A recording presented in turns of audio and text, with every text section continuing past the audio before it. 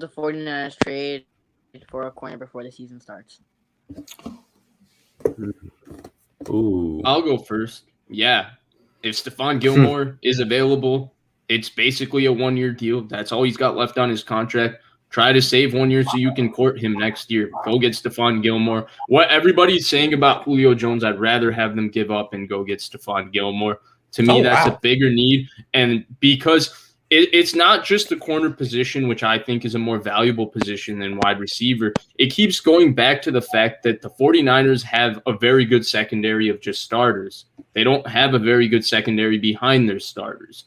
And so they need some depth at the position, and having Emmanuel Moseley move from your starting outside corner to your second corner, your backup corner on the outside, who can also spare K'Wan Williams at nickel and all of that, it changes the entire secondary. Because the reality of the situation is, if two of Jason Verrett, Jaquiski Tartt, K'Wan Williams, and Jimmy Ward get hurt, the 49ers season starts to lose its where you think they can go in terms of expectations. If two of those four get hurt. That is true. So you need one extra guy, and I would trade for, if Stephon Gilmore is available, whatever everybody wants to give up for Julio Jones, I would give it up for Stephon Gilmore in a heartbeat. Okay. I think that's a good answer. I personally would not trade a second rounder for Gilmore because he's in the last year of his deal, I believe. And he is over 30. That's another corner over 30 that would be added to the roster. So I'm going to say no. Not because it wouldn't be awesome to get a corner.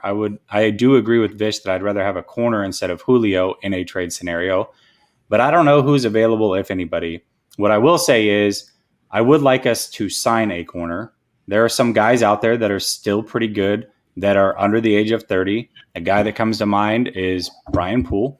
I think very good corner, underrated. He's been stuck with the Jets for a long time, but he's quietly put together a good career. In fact, I would have taken Poole over K'Wan Williams. So, yeah, I would love to go get a corner. I just don't know if trade's the right way to do it. Yeah, I would trade or sign a corner. Rashad Breeland is still there, free agent. The Niners need a cornerback. He's good. We play in the NFC West. We play like guys like DK, DeAndre Hopkins, Cooper Kupp, AJ Green just got added to free agency. So our wide receivers in our division are so good. Easily one of the best wide receivers in any division in the NFL.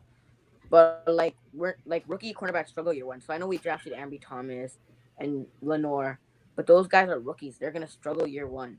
They're gonna have some learning gaps. They're not gonna be able to go up against guys like DK Metcalf and DeAndre Hopkins, who are really, really good. So they have to go sign a corner or trade for a corner. They have to adjust that corner position because you're gonna go up against guys like DeAndre Hopkins, DK twice a year, and you might even see them in the playoffs. Last year, DeAndre Hopkins put up like 140 yards on us in the first game of the season. Yeah, you guys have to adjust that cornerback position, like you always say. If Jason Verrett gets injured, who's our cornerback? Our cornerbacks are going to be like the worst in the league. I get we drafted Ambry Thomas and Lenore, but rookies struggle year one, especially rookie cornerbacks. So you got to adjust that cornerback position. Sign or trade for your corner. Yeah. Is it my turn? Mm-hmm. Okay. I wouldn't do it yet. I would give Ambry Thomas a shot. It seems to me that if you have the skills, if you're 6 feet, you run a 4.3, and you can cover man-to-man, you could do it when you're 22, 23. I mean, you could do it at a young age. So I want to see what Ambry Thomas can do first. I mean, maybe the expectation shouldn't be that high, but I don't know. Bashad Breeland's 29. Yeah, he'd be interesting. But if Ambry Thomas is as good as he could be, he should start over Emmanuel Moseley right now. He's got more upside than Emmanuel Moseley. So he's interesting. I haven't really gotten a read on him yet. That's why I'm a little hesitant. But yeah, Bashad Breeland, he's a good player. I'm surprised hasn't been signed yet.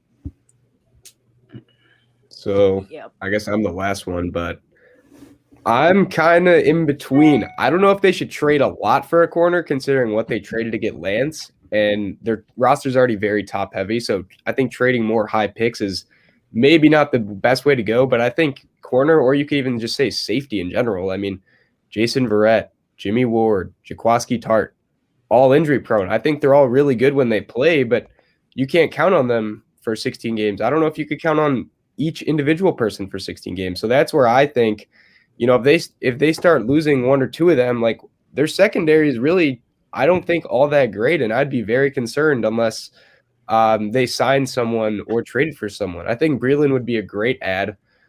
He seems to, he's pretty inconsistent. He'll have really like moments of greatness, and then other times on the Packers, I'd watch him and he just get abused sometimes against receivers. But overall, I think he's a good corner.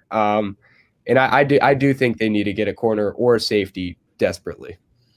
Hold on, guys. We're forgetting someone. We're forgetting he's a free agent. We're not forgetting him. We're forgetting someone. He's a future Hall of Famer. He's a ball hog. We're not forgetting him. How are we? He just totally slipped our minds. Not Sherman? forgetting him. No. With Sherman, it depends on where his body is. I think he was healthy for a lot of last year, and I think that's what accelerated what people's opinions of him. I mean, excuse me, not healthy. He was unhealthy. I think the thing with Sherman is that, like, Grant, if you remember in 2019, he came back from a pulled quad in 1 week, and he played the next game, and he played pretty darn well. So, like, how healthy his legs are and when he's playing is kind of an unknown because he's. That's what I'm saying. That's what I'm saying. That's what I'm saying. With him, I think he would have to really, really be healthy, and I don't know if he is at this point, and that's not for me to judge. The one other thing I did want to say in regards to the secondary is it'll help D'Amico Ryans out a lot, and because the thing is, look at what Brandon Staley did last year, right? Brandon Staley was an absolute revelation for the league because he played split safety coverage on first down. He played split safety coverage on second down. He played split safety coverage on third down.